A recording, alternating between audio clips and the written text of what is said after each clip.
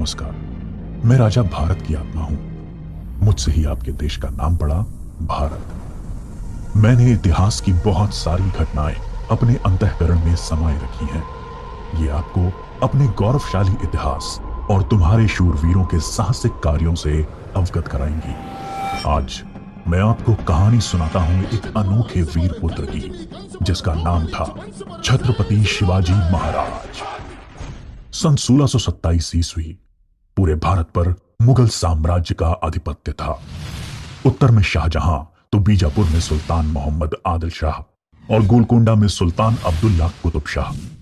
डेक्कन के सुल्तान सेना के लिए हमेशा मुस्लिम अफसरों को ही प्राथमिकता देते थे। बंदरगाहों पर पुर्तगालियों का कब्जा था और थल मार्ग पर मुगलों का अधिकार। इसलिए उत्तरी अफ्रीका और मध्य एशिया से मुसलमान अधिकारियों को ला पाना मुमकिन नहीं था और डेक्कन के सुल्तानों को हिंदू अधिकारी नियुक्त करने पड़ते थे। आदिल शाह की सेना में एक मराठा सेनाध्यक्ष था, शाहजी भोसले। शाहजी सेना में उच्च पद पर आसीन था। सन 1630 में महाराष्ट्र में जुन्नर के समीप शिवनेरी के किले में उनके और जीजाबाई के यहां एक पुत्र का जन्म हुआ। स्थानीय देवी शिवाय के नाम पर पुत्र का नामकरण हुआ, जो आगे चलकर छत्रपति शिवाजी महाराज के नाम से विश्व विख्यात हुए। शिवाजी के पिता काफी समय घर से दूर रहे थे, इसलिए बचपन में उनकी देखरेख माता जीजाबाई और गुरु दादोजी कोंडेर ने की। दादोजी ने उन्हें युद्ध कौशल और नीति शास्त्र सिखाया, तो जीजा माता ने हिंदू धार्मिक कथाएं। जब दादोजी का सन 1647 में निधन हुआ, तब उनका यह मानना था कि शिवाजी अपने पिता की ही तरह आदिल शाह की सेना में उच्च पद पर आसीन होंगे, लेकिन विधि को कुछ और ही मंजूर था। सन 1646 के समय भारत में किसी हिंदू शासक का अपना स्वतंत्र राज्य स्थापित कर पाने के लिए इन तीन परिस्थितियों का पूरा होना जरूरी था। एक, कि वो शक्तिशाली साम्राज्यों के केंद्र से दूर हो, जमीन खेती के लिए अनुपयोगी हो और जंगलों से घिरा हुआ हो, ताकि छापामार युद्ध या गुरिल्ला वॉरफेयर करा जा सके। ये परिस्थितियां 1646 में शिवाजी के लिए अनुकूल बनी, जब उन्होंने स्थानीय किसानों मावली के समर्थन से अपनी सेना का निर्माण किया। शिवाजी को भली भांति याद था कि किसी भी साम्राज्य को स्थापित करने के लिए किलों की क्या महत्व है, इसलिए सिर्फ 15 साल की उम्र में ही उन्होंने आदिल शाही अधिकारियों को रिश्वत देकर तोड़ना, चाकन एवं कोंडना किलों को अपने अधिकार में कर लिया। इसके बाद उन्होंने आबाजी सोमदेव की मदद से थाना, कल्याण और भिवंडी के किलों को मुल्ला अहमद से छीनकर अपने अधिकार में कर लिया। इन घटनाओं से आदिल शाही साम्राज्य में हड़कंप मच गया। शिवाजी को रोकने के लिए उनके पिता को गिरफ्तार कर लिया गया। इसलिए शिवाजी ने अगले 7 बरस तक आदिल शाह पर सीधा आक्रमण नहीं किया। शिवाजी ने यह समय अपनी सेना को बढ़ाने और प्रभावशाली देशमुखों को अपनी ओर करने में लगाया। धीरे धीरे उन्होंने एक विशाल सेना खड़ी कर ली, जिसके घुड़सवार नेताजी पलकर ने संभाल रखी थी और पैदल सेना यशाजी कंक ने। अब तक शिवाजी के पास 40 किले भी आ चुके थे। शिवाजी के बढ़ते प्रभाव को रोकने के लिए सन 1659 में बीजापुर की बड़ी साहिबा ने अफजल खान को 10,000 सिपाहियों के साथ शिवाजी पर आक्रमण करने का हुक्म दिया। अफजल खान अपनी क्रूरता और ताकत के लिए जाना जाता था। उसने शिवाजी को खुले युद्ध करने के लिए उकसाने के लक्ष्य से बहुत सारे मंदिरों को तोड़ डाला और कई बेगुनाह नागरिकों का कत्ल कर डाला। लेकिन शिवाजी ने चतुराई और रण कौशल का परिचय देते हुए छापामार पद्धति से युद्ध चालू रखा। इस समय वो प्रतापगढ़ किले में रहे, जो कि चारों तरफ से घने जंगलों से घिरा हुआ था। अंत में अफजल खान ने शिवाजी को धोखे से मारने की साजिश रची। उसने शिवाजी को मिलने का न्योता भेजा। जब वो मिले, अफजल खान ने अपनी मजबूत पकड़ में शिवाजी को दबाकर मार डालने का प्रयास किया। शिवाजी पहले से तैयार थे। अपने छुपाकर रखे हुए बाग नाका से उन्होंने अफजल खान का पेट ही चीर डाला, जो कि उनसे 2 गुना विशालकाय था। इसके बाद प्रतापगढ़ की लड़ाई में शिवाजी ने अफजल खान की सेना को करारी मात दी। शक्तिशाली अफजल खान की हार से बीजापुर का सुल्तान स्तब्ध रह गया। अब की बार रुस्तम जमान को भेजा गया। 28 दिसंबर 1659 को शिवाजी ने रुस्तम जमान की सेना पर सामने से हमला बोल दिया। साथ ही उनकी सेना की 2 और टुकड़ियों ने दोनों दिशाओं से रुस्तम की फौज पर आक्रमण कर दिया। रुस्तम जमान शर्मिंदाजनक स्थिति में लड़ाई के मैदान से अपनी जान बचाकर भाग गया। सन 1660 में आदिल शाह ने अपने सेनापति सिद्दी जौहर को शिवाजी पर हमला करने के लिए भेजा। शिवाजी पन्हाला किले में थे और सिद्दी जौहर की सेना ने किले को चारों ओर से घेर लिया। शिवाजी ने सिद्दी जौहर को मिलने का न्योता दिया और जब वो मिले, आदिल शाह को संदेश भिजवा दिया कि सिद्दी जौहर उनसे गद्दारी कर रहा है।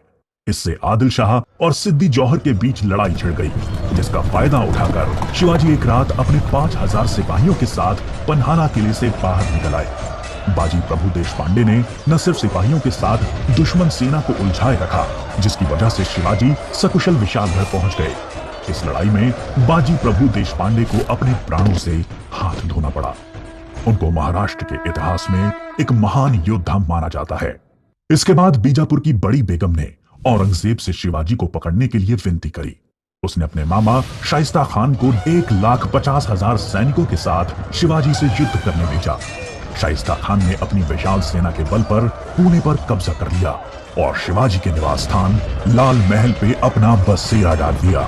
शिवाजी ने चालाकी से अपने 400 सिपाहियों के साथ शादी के बारातियों के वेश में पुणे में प्रवेश कर लिया। रात के समय उन्होंने सीधे शाइस्ता खान के ऊपर खतरनाक हमला बोला।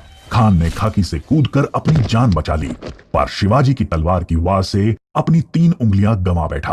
उंगली तो गई और इज्जत भी। फिर शिवाजी ने सन 1664 में मुगल व्यवसायी केंद्र सूरत पर आक्रमण करके उसको तहस नहस कर डाला। औरंगजेब आग बबूला होकर 60 वर्षीय राजपूत सेना नायक मिर्जा राजा जय सिंह को अपने 1.5 लाख सैनिकों के साथ शिवाजी से लड़ने के लिए भेजा। इस युद्ध में शिवाजी की हार हुई और उन्हें अपने 23 किले और 4 लाख की मुद्रा हर्जाने के रूप में देनी पड़ी। उन्हें अपने 9 वर्ष के पुत्र संभाजी के साथ आगरा जाना पड़ा।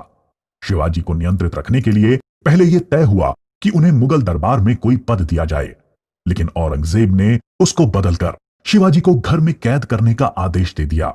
औरंगजेब नहीं जानता था कि यह गलती बहुत महंगी पड़ेगी। शिवाजी ने बीमारी का बहाना बनाया और अपने स्वास्थ्य को ठीक करने के आशीर्वाद के लिए साधु संतों और फकीरों को रोजाना मिठाई और उपहार भेजने की इच्छा जताई।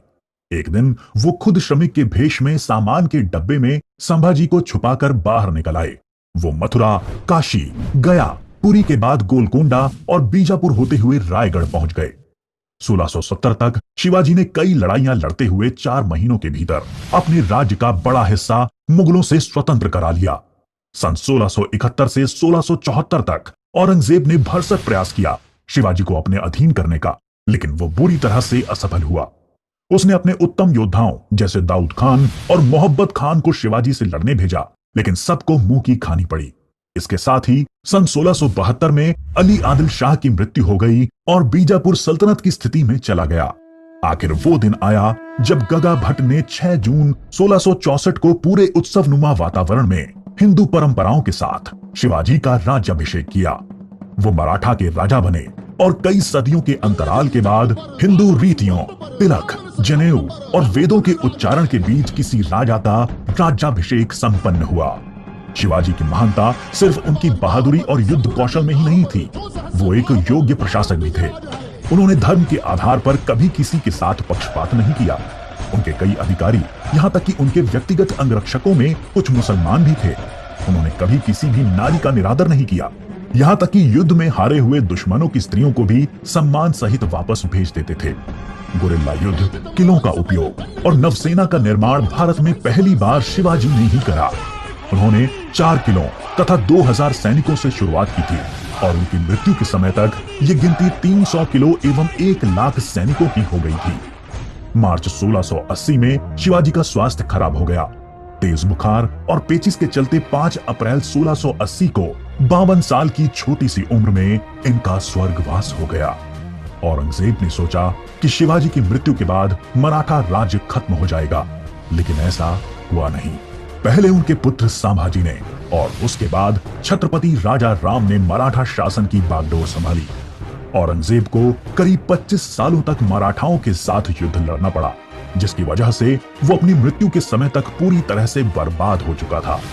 शिवाजी ने जो मराठा राज्य की नींव रखी, वो आगे चलकर कर्नाटक से लेकर अटॉक पाकिस्तान तक फैल गई। शिवाजी जैसे मनुष्य कभी मरते नहीं, लेकिन लोगों के हृदय में अपने महान कार्यों, साहस और बलिदान